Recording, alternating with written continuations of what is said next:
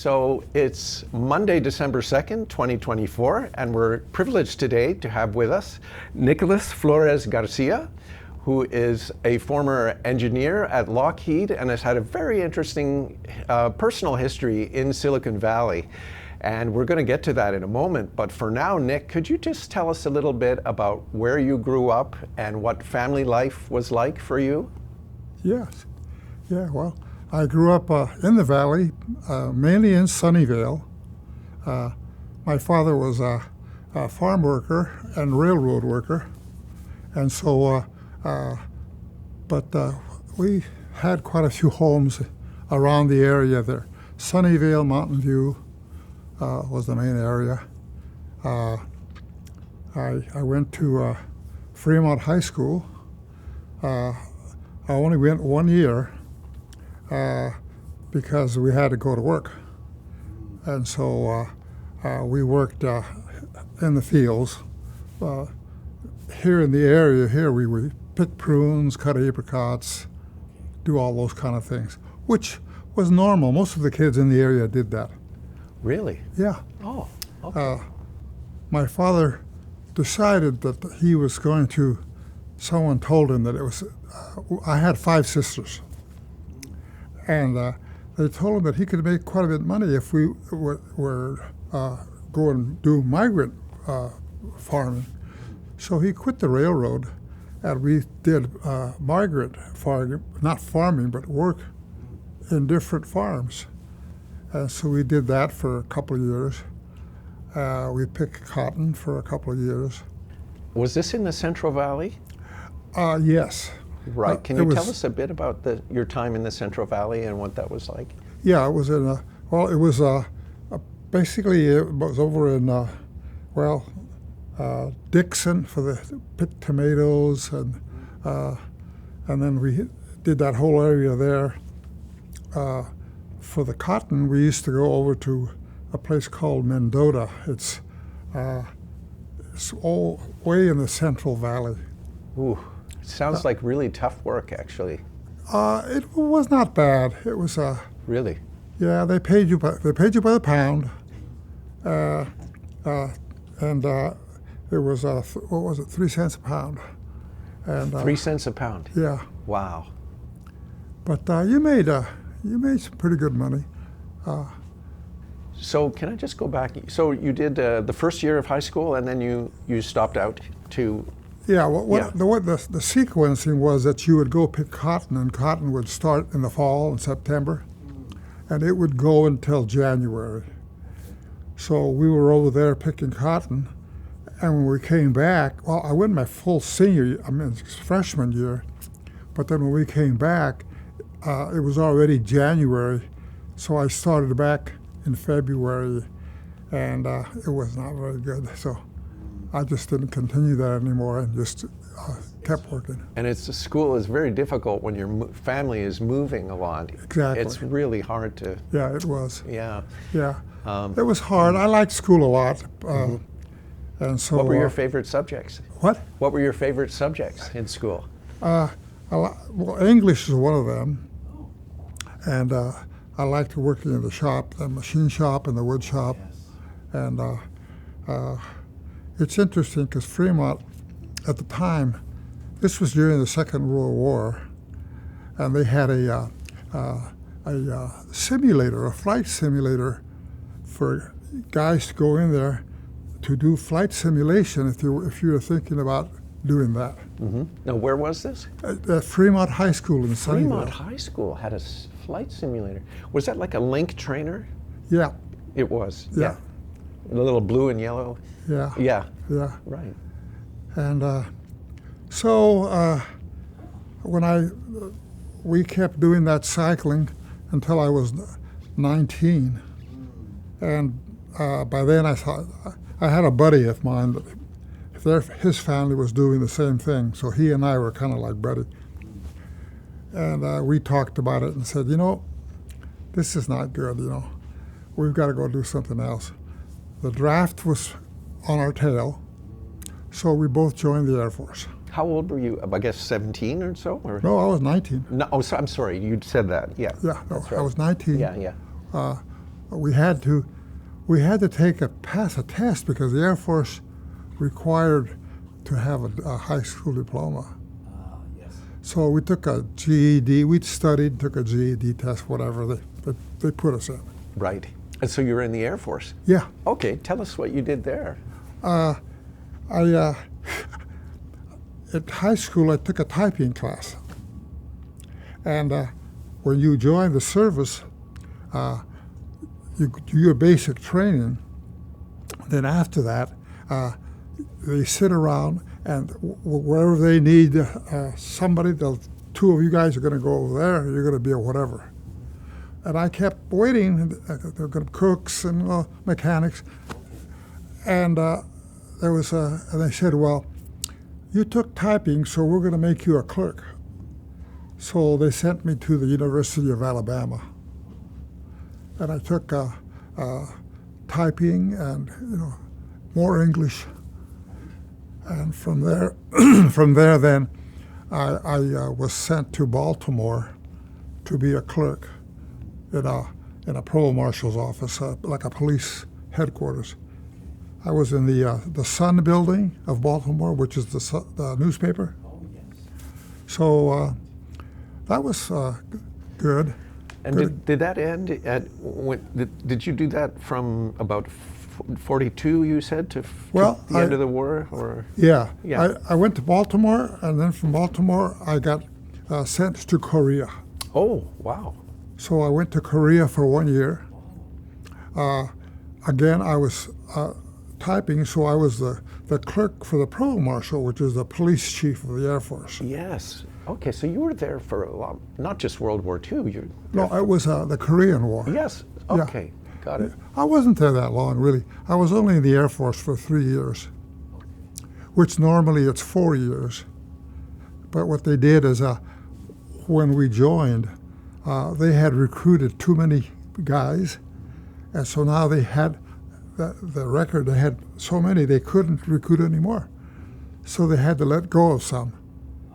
And so I got lucky, and they let me go a year early.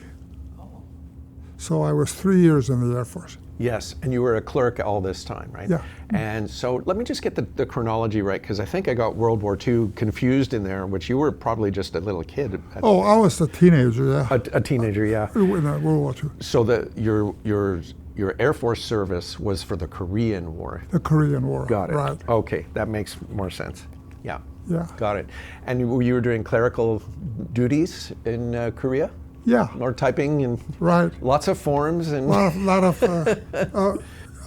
he was this was the police chief. Oh, yes. So it was all the police squadron that we had to record. And, oh, so it's like military police then? oh, yeah. Yeah, MPs. Got it. Yeah. Okay. Yeah. So then when I got out of the Air Force, then I decided, well, I got to think about something for, since I hadn't gone to high school, I thought, well, if I go to a junior college, maybe I can then build it up to be able to go to college. So I went 2 years to San Jose City College. Yeah, and taking very basic stuff that I had, and building up to be able to go to the college level. Yes. So then when I finished, well, not finished, but my last semester, I kind of was thinking of civil engineering because I like to work outside. And so I took like surveying, I took drafting, and the last semester of my school there, I joined a drafting competition. And me and another guy won the prize. Nice. And the prize was a summer job at IBM. Oh my gosh, that is an incredible prize. Yeah. Tell me about your drawing, just since we're on the topic. Anything unique or special about the way you? Oh, you did I just was good at drafting. What was it? What was the object you were drawing? Oh, anything, mechanical stuff. But in the case of the one that you won. It was drawing. a whole mechanism. Okay. Yeah, it was a whole mechanism. With a lot of detail and. Yeah. Yeah. Yeah, and so then it was the summer of '56, and so then I go to in San Jose to the lab that they established there Yes. at Notre Dame. Notre Dame, Right. and they interviewed me, and of course for the job, everything. But I had a job as a draftsman. Can I just ask, did you meet Ray Johnson? Do I? Did you ever meet Ray Johnson? He was leading the RAMAC project. I think, yeah, he was there, but I don't remember. Because it was a pretty small operation, wasn't Oh, it? it was about 50 of us. 50. So, Okay, well, not as small as I thought. Yeah. Yeah. There Okay. was, Yeah. what we would have, though, which was kind of interesting, well, when we were working there, first of all, they talked to you about the IBM culture, which was, first of all, the dress code. You always wore a tie. If you came in on Saturday to work, you wore a tie. And it was a dress culture. Yes. And so then once a week, I was assigned to 2 young engineers that were fun. They were great. They were, and so then this was the end of, this was summer of '56. Well, the RAMAC, I think, got released at the end of '56. Yeah. Exactly. So what I was doing was drawings for these guys that they were completing the design. I was doing final drawings, which is interesting. They were done on linen and ink. Okay. And we would send these drawings to New York, to I guess the main engineering headquarters or something. And so that was what I was doing. I think ink on linen, I did some ink on mylar, and just for only a summer. Nothing, couldn't hold a candle to what you did. But it seems very unforgiving, wouldn't it be, of mistakes? With Yeah. ink on linen? Yeah, it like is. You'd have to be really Very careful. super careful. Yeah. It's a very high standard. Yeah. Yeah. Yeah. And basically, I really didn't get to know the RAMAC. I was just doing the drawings that they were giving me, these little pieces of Right. So would they give you a sketch and then you'd have to make it look nice? It was more than a sketch. It was the working drawing that proper they had drawing. created from development, working on it. Okay. And so when they got done, when they had what they thought was right, this was now to document the final product. Right. So that's what I would do. You know, it'd be interesting to look at some old drawings of RAMAC and see if your name is in the title bar. Yeah. I got to do that. Yeah. There was now, Yeah, so one of the things that was, I really enjoyed working there because the people were so knit. They were all, how do you explain it? They, all young engineers, not all of them, but most of them, and they were assigned a certain project that was theirs. But then if the other guy had a project, they would help each other. And I had never worked in an engineering office, so I didn't know, even though I kind of was thinking about that, so I kind of was watching how this was all happening. And a very tight-knit group of people that helped each other. Yeah. And That's lovely. so they would have, I think, well, this might have been Johnson, I'm not sure who. Every Tuesday, we would have an all-hands meeting in an auditorium there, a little studio. And the screen would be a talk by some higher executive of IBM. And they would tell us where the project was, how things were going, and then also talk about the IBM way of life, and that people they were very concerned that the lab was the first step that IBM did into San Jose. And they were concerned, they did not want people from that lab to be going out into San Jose and projecting an image that was not right. Yes. Right. And they would say, well, those are the IBM people. So they were very strong on that. Very conservative, yeah. And it was it was funny because at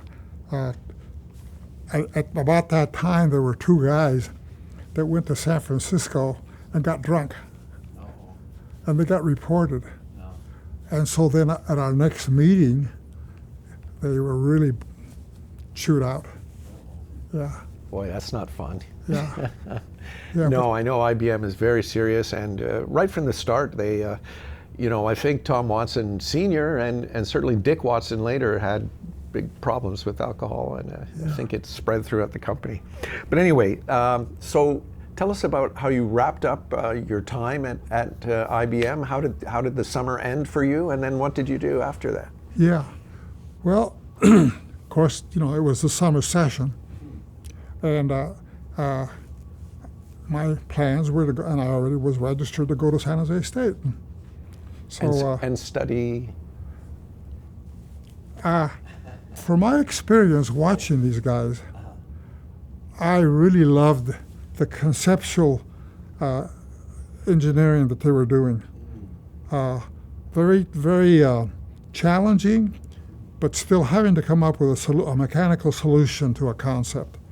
And so I really admired that. And so I actually changed over to mechanical engineering when I went to San Jose State. From Civil. From civil engineering. Yeah. Okay, got it. Yeah. Yeah.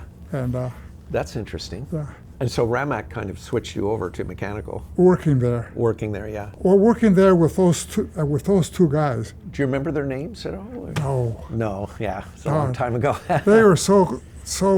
Does the name Al Hoagland mean anything What? to you? Does the name Al Hoagland mean anything to you? No. No, he was an engineer on the project. He was probably one of the senior engineers in his 30s. Well, these guys were about that age. Oh, were they? Oh, maybe But it they were yeah. so good that they didn't really push them too much because they used to on weekends. They had an airplane. Yeah, and they used to fly to Baja to go fishing. Oh my gosh. And and then they'd come back, and they'd be telling me, "Oh, we caught this kind of fish," and I thought, "Well, this is really cool. These guys are working, but still, they're having their life and doing all that stuff." Well, one time they went down there and they ran out of gas Wild flying.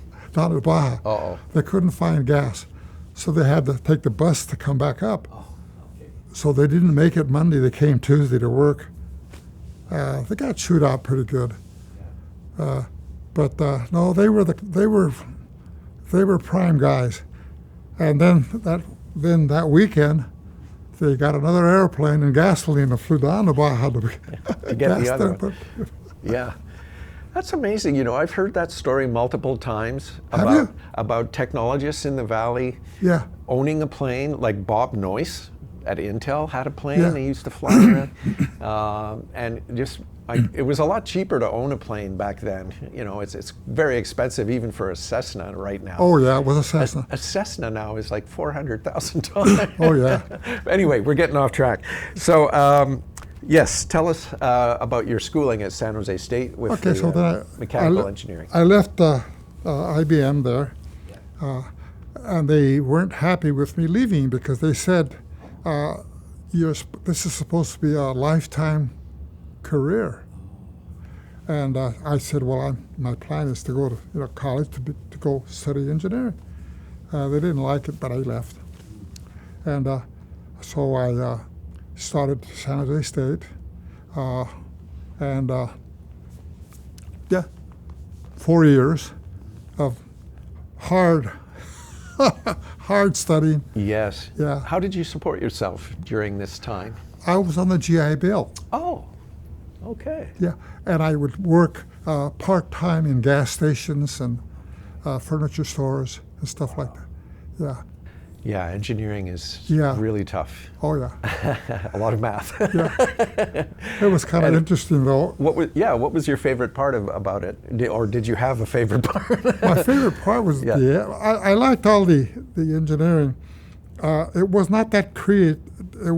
I liked mechanisms, and we were studying general engineering, mechanical, so it didn't get into the mechanisms as much as I liked from seeing those guys work at IBM.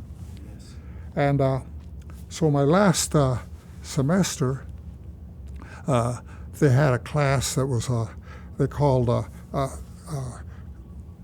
creative,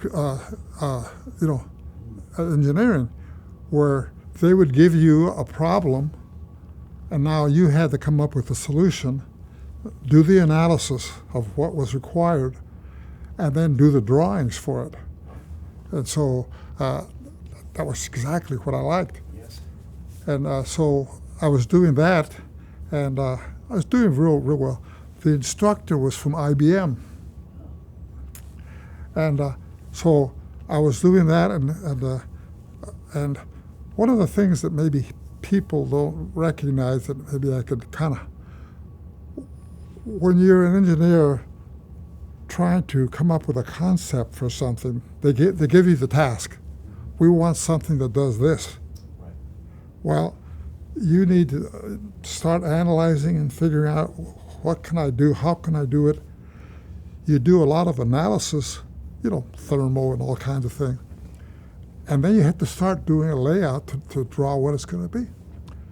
So the students that I was in that class, they were doing the analysis, but they were not getting it down to the paper.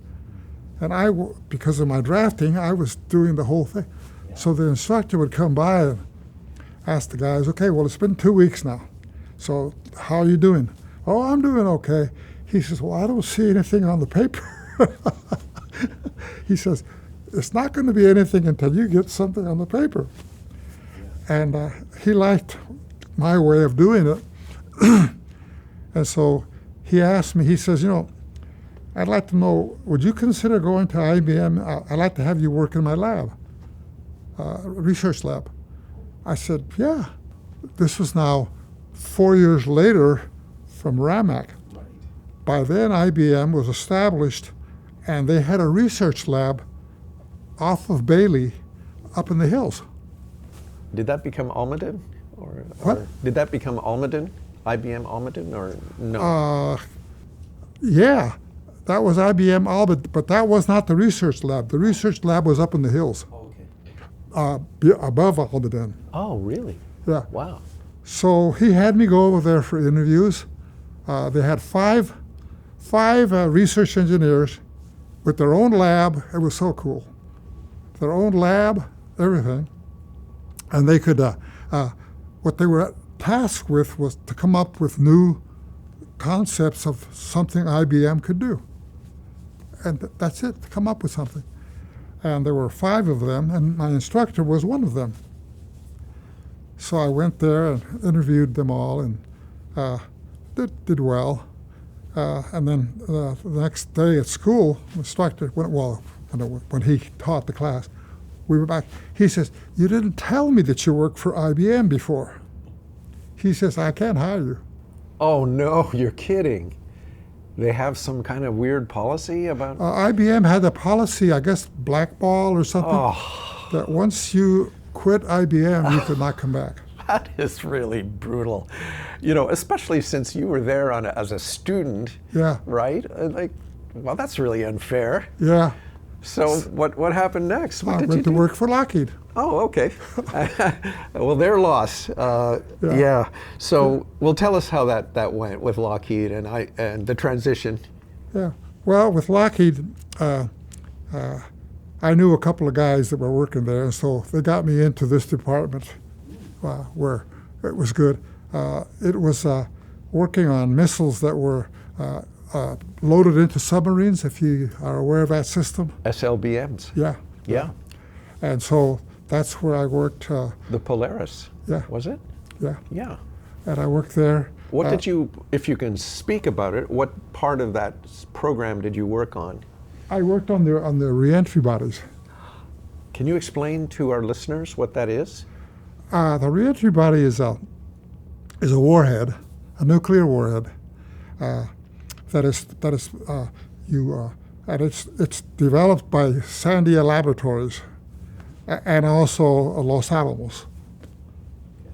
And so we would work with those laboratories doing the conceptual work of how big of a nuclear warhead we could get into a cone. Oh my gosh. You see, and you had to push that warhead as far forward as you could for mechanical balance.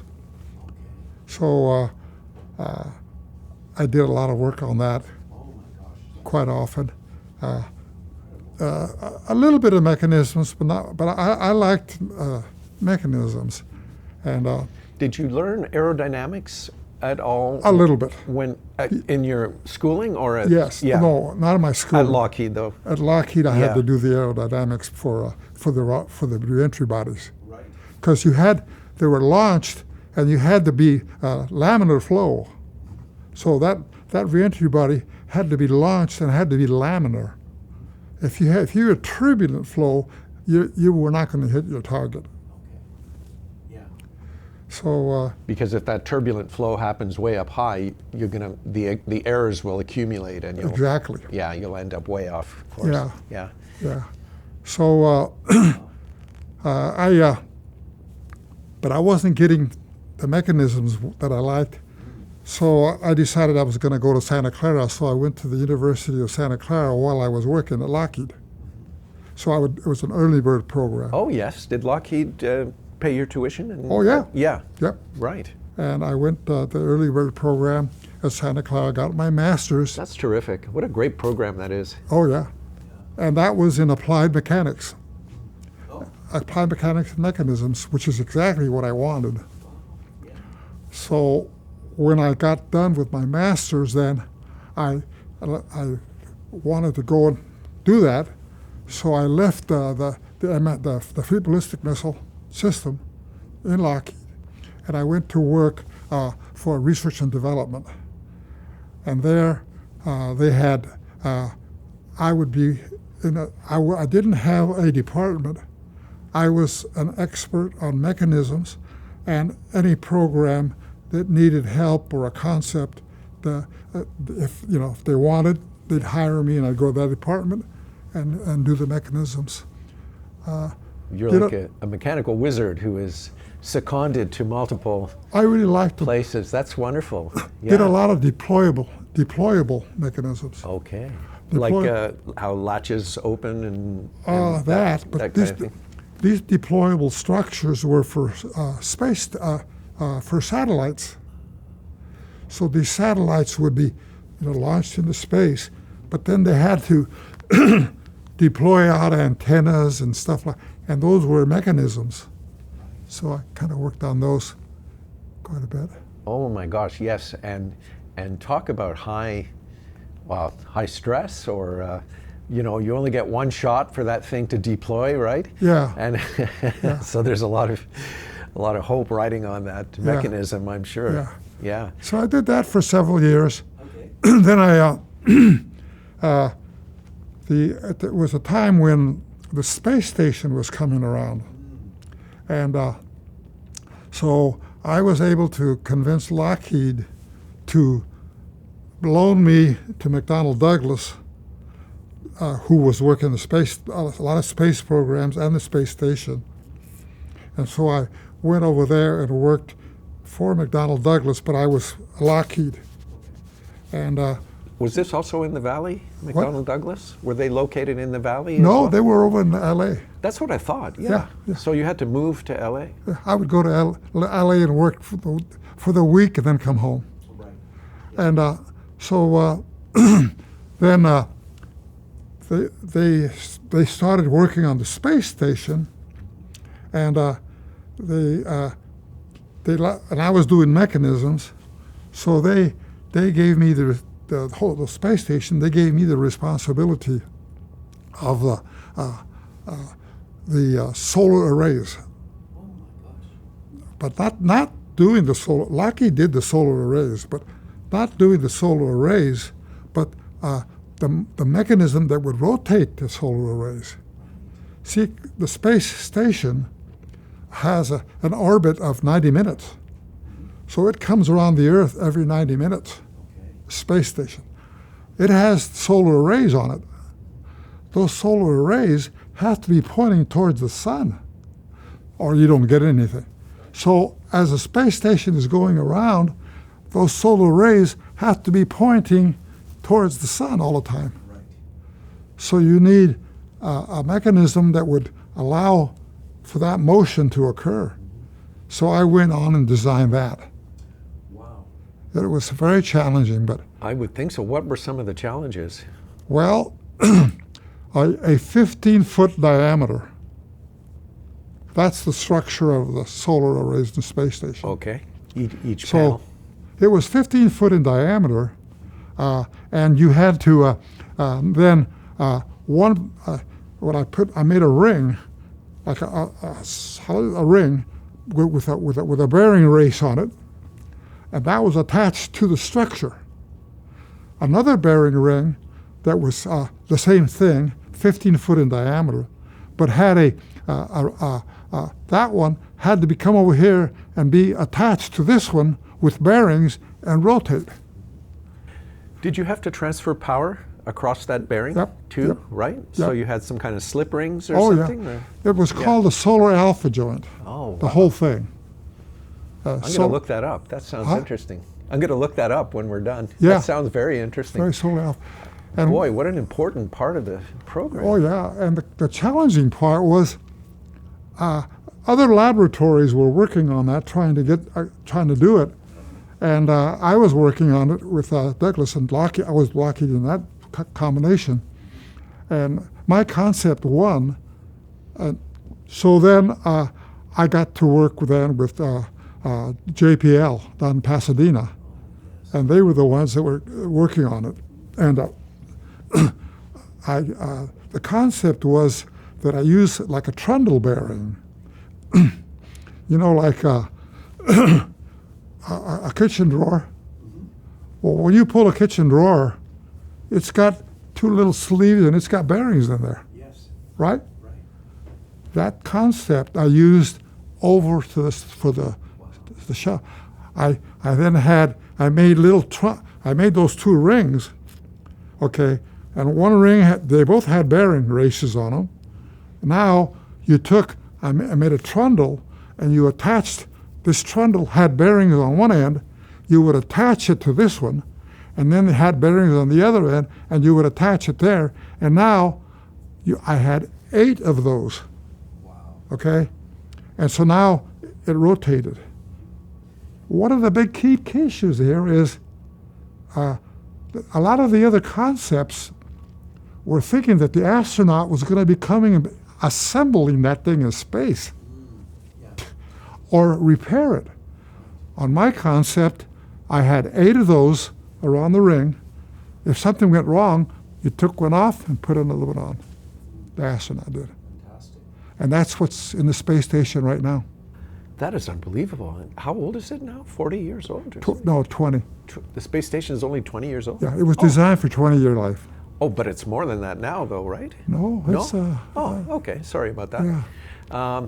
Well, that's remarkable. And I guess there's circuitry to steer those for maximum exposure to the sun, right? Oh, yeah, Like, exactly. maximum power, looks for maximum power when it's steering them around. Right. Yeah.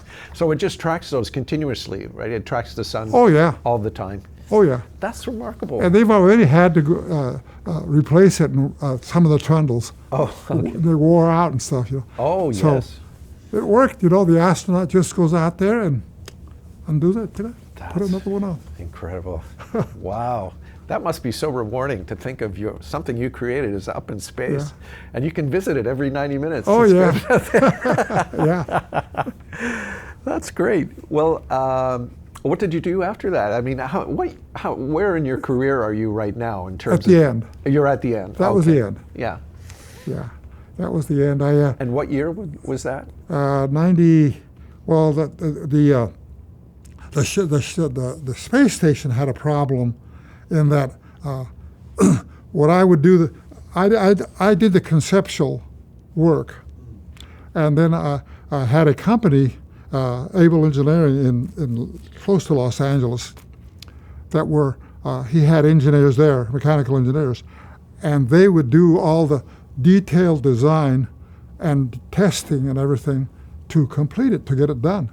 And so that's how I would get, with Lockheed, I was the chief engineer for that project, but I would give a subcontract to this company to them. I would do the concept, but then this company would do the development of it. Right. They do a prototype for you.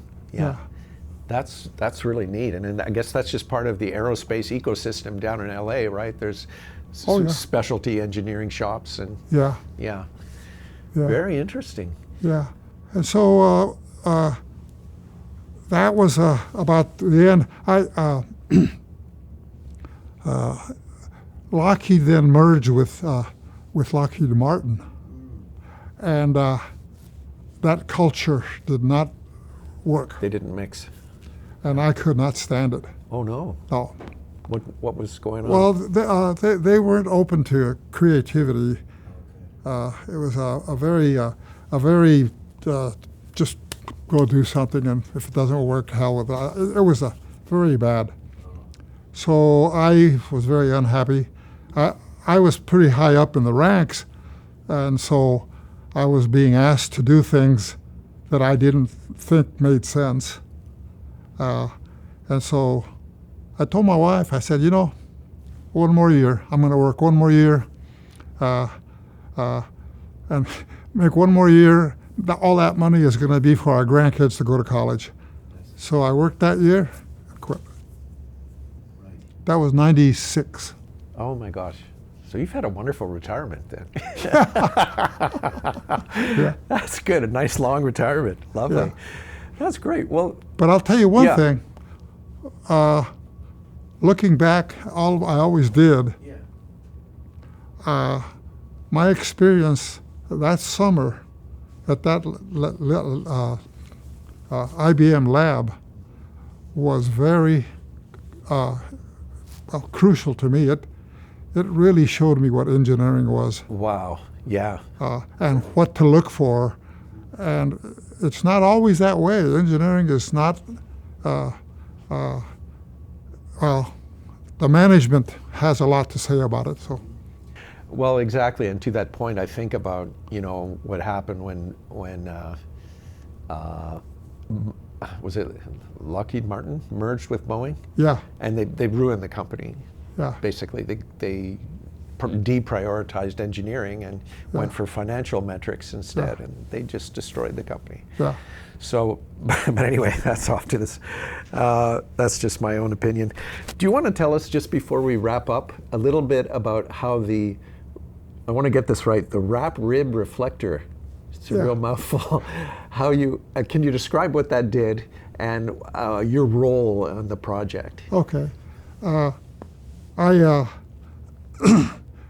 Let's see. I was working I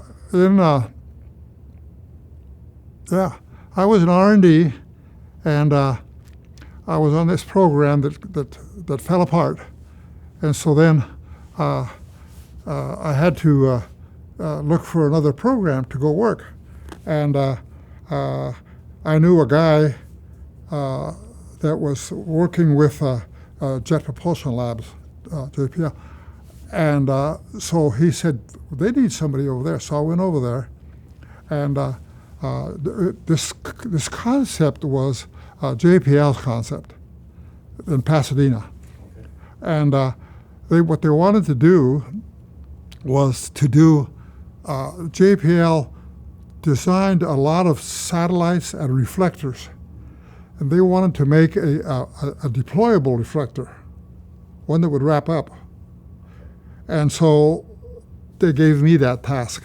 So something that would be all sort of bundled up in a little box, and then it would spread out and... Not exactly, but kind of. Okay. First of all, I had to design the rib. Okay. and the rib was the diameter of it 55 meters.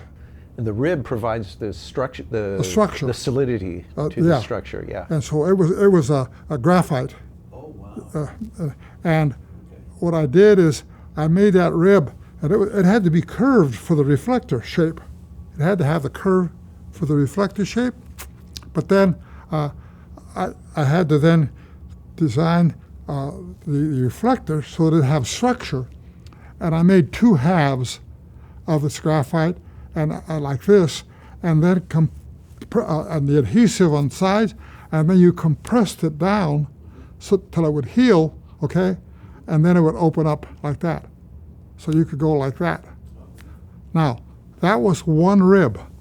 Now, what you did, I had a hub, a large hub, and then you had the ribs attached to the hub, and then you rotated the hub, and the ribs would all wrap around the hub.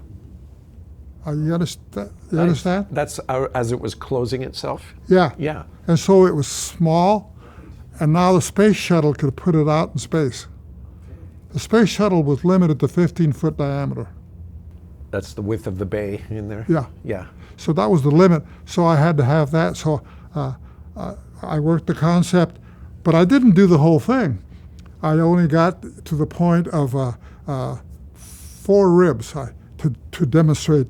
I had to demonstrate, first of all, the manufacturing capability and the concept that these ribs were, when they were closed and wrapped, when they came out, they were a structure. And so I demonstrated that, and that's as far as I got. They didn't proceed with it. Tell us the intended use case for that. Like, how did they envision people using this? That was a lot of classified programs. Oh, okay. They had a lot of black programs in space. But I think I read somewhere that they were related to handheld radios. Or What? That it was related to handheld. Yes, it was. That was, and they were ahead of their time. I didn't work on that though. Okay. No, but that was the guy before me that was working on that, and he was proposing satellites that would be a family of satellites that he would put up there that would then be what we have right now, radio. Okay, yeah. But they were reflectors or real satellites? They were reflectors, I think. Right. Yeah. Interesting. So you need a fairly powerful signal to go up there Yeah. and back down. Yeah. Yeah. Interesting. Well, anything else you want to tell us as we wrap things up? I wish I would have had the opportunity to work for IBM. What I saw in those first days at that summer job embedded in me an engineering, I don't know, value that, the engineer is required to do something, but he has to be given the opportunity of the freedom to do the research and the conceptual work to then produce the product. I worked in quite a few Lockheed and different going on loan. I would go to like Georgia, and it would be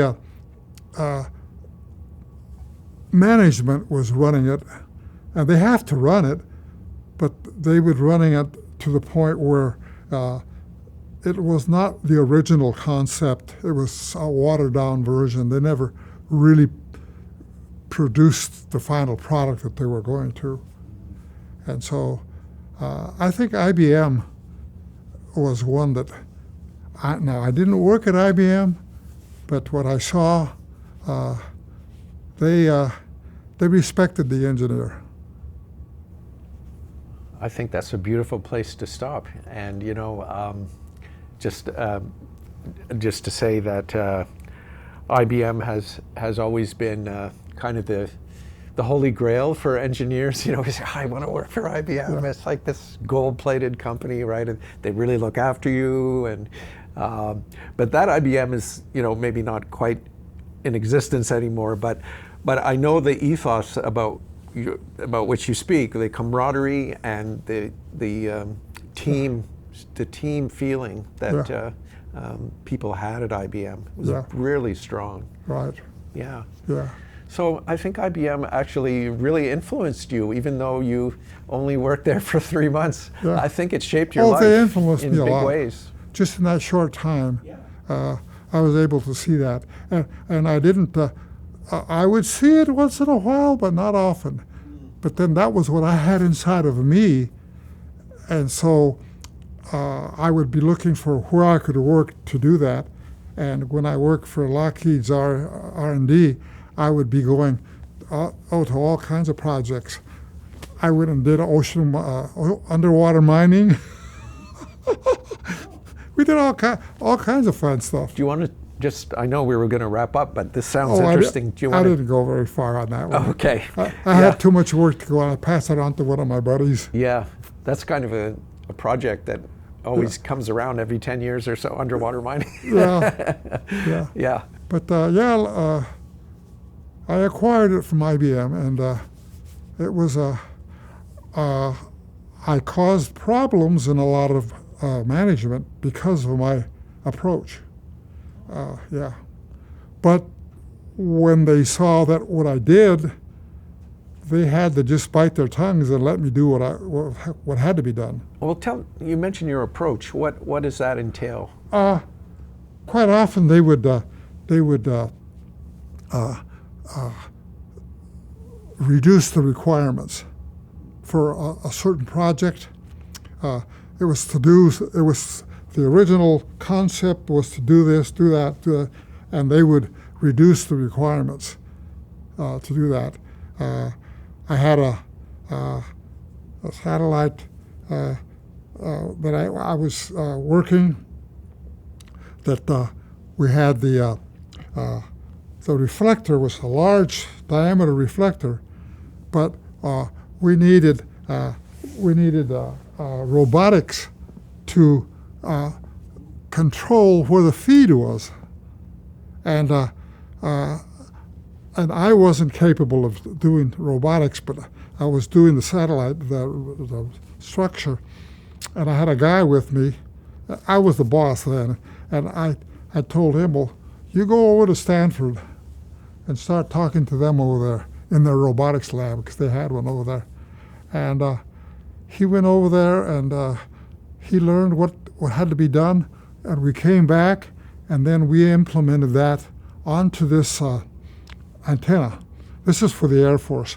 And we would put like a Coke bottle in the middle, and then put the robot, and the robot would go all around, because the robot has to move to receive the signal.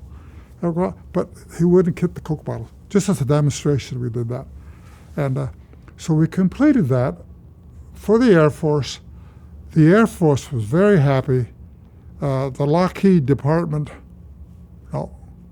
they said, we're taking that away from you. And they took it away from me and gave it to somebody else. But we had, it was not meeting requirements was a problem that I couldn't take. Yeah. Oh, I think I get an idea now. Okay.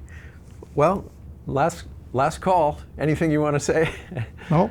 To your family, maybe? Or? Oh, my family, we had a good life, and we, quite a few of them. My son went to work at Lockheed. Yes. My daughter went to work at Lockheed. And my wife worked at Lockheed while I was going to school. That's right. Now, tell me what you told me earlier in the meeting. Between, was it 1958 and 2022, there was always a Garcia working at Lockheed. Is that right? Yeah, there probably was. Yeah, there was, because my wife's father worked there too. Oh my gosh. Okay. Yeah, Lockheed was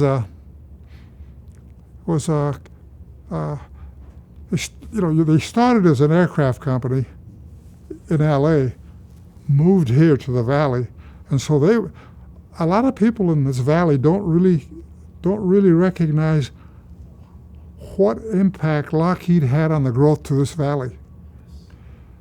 Exactly. In those days, IBM wasn't here. Right. And It wasn't until later. Didn't Lockheed have 50,000 employees at one point? Ooh, we had a lot, yeah. Yeah, and I think, Eichler, the builder, Yeah, he built those for Lockheed employees, Yeah. mainly, yeah, in Mountain View and all the surrounding areas. Yeah. Yeah, yeah. So Lockheed, I agree. Yeah. yeah. It's kind of an And then unknown. when IBM came on, Yeah. Every generation forgets, Yeah, it's right. like they think, oh, Google is the. but Lockheed was before IBM. Yes, that's true. That's a good point. Yeah, Yeah, right. Okay, well, thank you so much, Nick. It's Thank been you. a pleasure. my pleasure. Thank you. Thanks.